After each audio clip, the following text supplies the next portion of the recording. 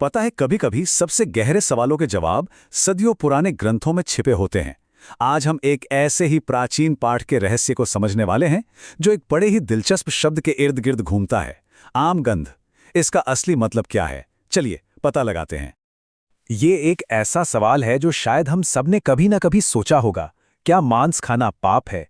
ये सवाल अक्सर नैतिकता, धर्म और हमारी अपनी सोच से जुड़ा होता है।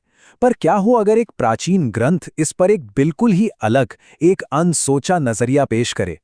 तो ये है वो पाठ जिसकी हम बात कर रहे हैं। हमारी सारी बातें इसी स्रोत पर आधारित होंगी।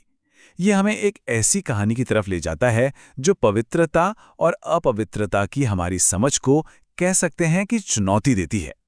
तो आइए देखते हैं कि इस प्राचीन ज्ञान के पन्नों में क्या लिखा है। ठीक है, तो शुरुआत करते हैं एक बहुत ही आम धारणा से। हम अक्सर सुनते हैं कि जैसा अन्न वैसा मन, है ना? यही वो सोच है कि हमारा भोजन हमारी पवित्रता से सीधा सीधा जुड़ा हुआ है। तो ये पाठ शुरू होता है एक बड़े ही दिलचस्प सीन से। जरा सोचिए, एक व्यक्ति चावल से बना लजीज खाना खा रहा है जिसमें पक्षियों का मांस भी शामिल है, और इसके बावजूद वो बड़े आत्मविश्वास से कहता है कि वो शुद्ध है। उसका पूरा दावा इस एक शब्द पर टिका है, आमगंध। वो कहता है, मुझ पर आमगंध का आरोप लागू नहीं होता। और यहीं से हम पहुंचते हैं अपने मुख्य सवाल पर। तो चलिए इस रहस्य को सुलझाते हैं। ये आमगंध आखिर है क्या? ये शब्द इस पूरी बहस के केंद्र में है और इसका मतलब समझना बहुत जरूरी है।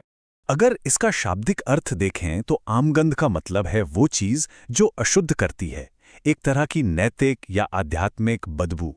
लेकिन सवाल ये है कि क्या ये बदबू खाने से आती है या इसका स्रोत कहीं और है, कुछ ज्यादा गहरा? हाँ, तो यही है सबसे बड़ा सवाल। ये पाठ हमें ये सोचने पर मजबूर करता है कि असली अपवित्रता आखिर है क्या। इसका जवाब अब हमारे सामने आने वाला है। इस पाठ में इस सवाल का जवाब तथागत देते हैं, जो बुद्ध के लिए इस्तेमाल होने वाला एक शब्द है, और उनका जवाब बहुत शक्तिशाली है। ये पवित्रता की पूरी धारणा को ही बदल देता है। चलिए देखते हैं। बुद्ध के अनुसार पहली आमगंध या नैतिक अशुद्धता है किसी भी जीवित प्राणी को नुकसान पहुंचाना। मतलब ये भोजन के बारे में नहीं, बल्कि करुणा के बारे में है। दूसरी चीज है चोरी करना, दूसरों की चीज लेना, चाहे वो कितनी भी छोटी क्यों ना हो। एक ऐसी गंध है जो हमारे चरित्र को दूषित करती है।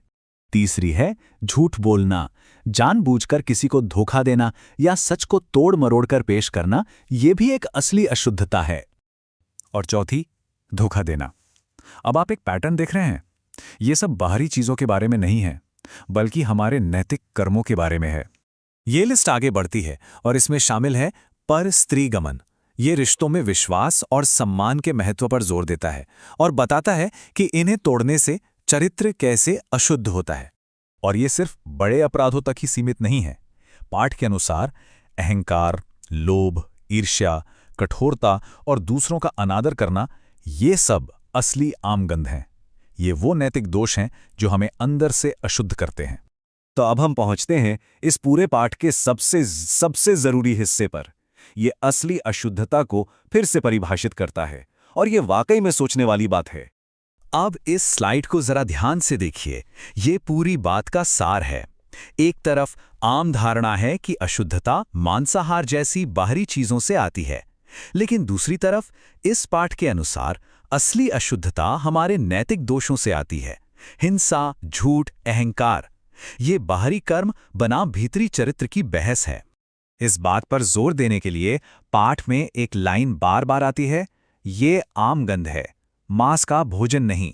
ये वाक्य साफ करता है कि असली अशुद्धता हमारे कर्मों और इरादों में है, हमारे भोजन में नहीं। तो इन सब बातों का निचोड़ क्या है? चलिए पवित्रता के असली सार पर बात करते हैं और देखते हैं कि ये हमारे लिए क्या मायने रखता है। देखिए, सबसे बड़ा टेकअवे ये है, इस पाठ के मुताबिक सच्ची पवित्रता बाहरी नियमों का पालन करने से नहीं आती। ये हमारे भीतरी चरित्र, हमारी नैतिकता और हमारे कर्मों से आती है। पवित्रता एक आंतरिक अवस्था है, कोई बाहरी दिखावा नहीं। और ये सिर्फ भोजन के बारे में नहीं है।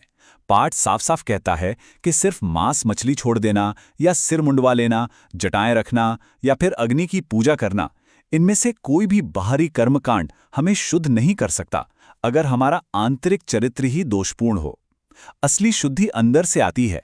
तो आखिर में ये प्राचीन पाठ हमें एक बहुत गहरे सवाल के साथ छोड़ जाता है, जिस पर हमें सोचना चाहिए। अगर सच्ची शुद्धि हमारे कर्मों और चरित्र से आती है, न कि बाहरी रीति रिवाजों से, तो आज के समय में हमारे लिए पवित्रता की परिभाषा क्या होनी चाहिए? ये सोचने के लिए एक बहुत ही शक्तिशाली विचार है।